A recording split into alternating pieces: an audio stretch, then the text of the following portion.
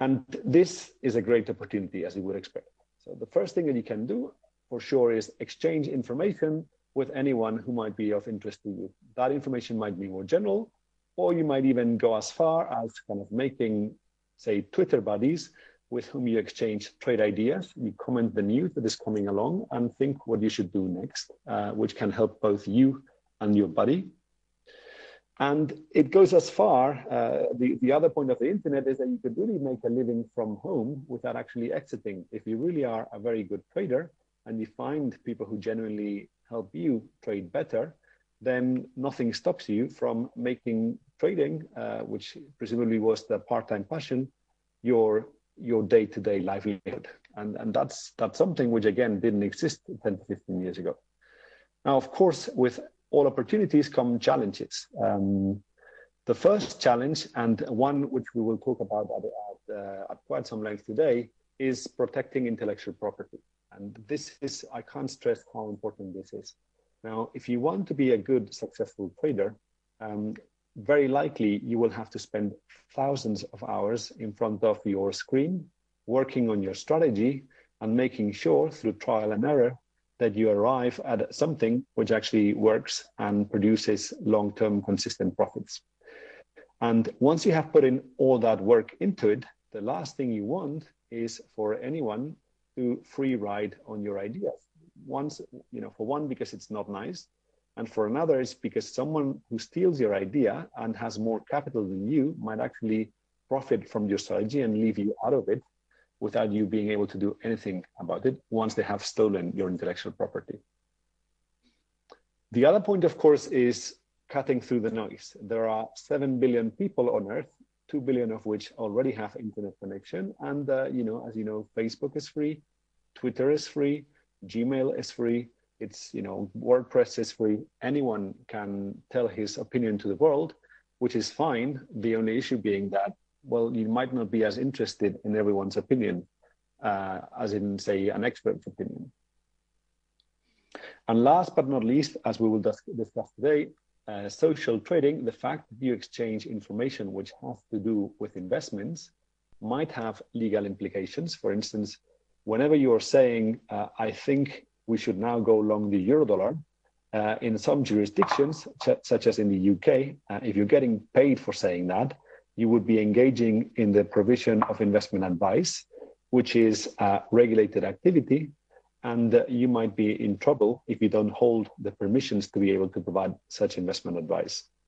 Similarly, if you are as a so-called trade leader in a mirror trading service, for instance, let's say Zulu Trade, which is one of the most popular ones, again, if people automatically replicate your trading, then in some jurisdictions, and I encourage you to check for your own, this will be considered the activity of managing investments, which again is a regulated activity and will require you to carry some permission and also make you liable for legal prosecution if you don't. So don't take this lightly, because it's not just fun that we're talking about here.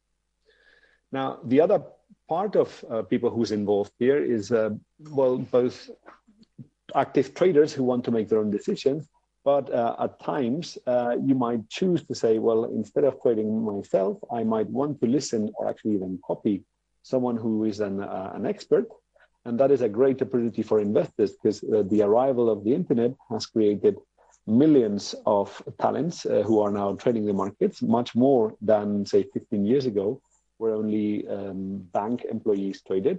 And presumably there's a lot of talent out there which hasn't really been discovered, and it's your opportunity and their opportunity to profit from each other by backing their strategies with capital. So that's a great opportunity for investors who, again, have their own challenges. Of course, 99.9% of the people who claim to be great traders aren't actually as great as they think they are, and only 0.1% of them. And the question is, how does an investor find the needle in that haystack, which is a challenge we'll come back to today as well. And of course, unfortunately, the internet is also rife with scams where people just promise you, 10,000% of return. Some people are, greedy or maybe ignorant enough to wire their money to those places, and all sorts of things can happen to them. First of them being that the money disappears and is never heard of again, or maybe they're just sending it to back one of these 99.9% of bluff traders, and they end up losing it anyway. So to sum it all, if you're smart about using social, it is a great opportunity, but you have to be smart about it, because if you don't, the chances are you will fall short of your expectations. So how to profit about the social opportunities? I think there are 3 rules, which sound like common sense. Unfortunately, not everyone applies his own judgment. So the first point is to think independently. So try to form your own opinion what it is that's being told to you, and use your own judgment to reach your goal. Do not, and I repeat, do not trust all these so-called experts who claim to have the truth. And I'll give you a few examples of just why that is not credible, and you should stay well away from it. The second point is, and this is by far the most useful tool, is to question the incentives of everyone involved in a social trading environment. And we'll go back in a second to that.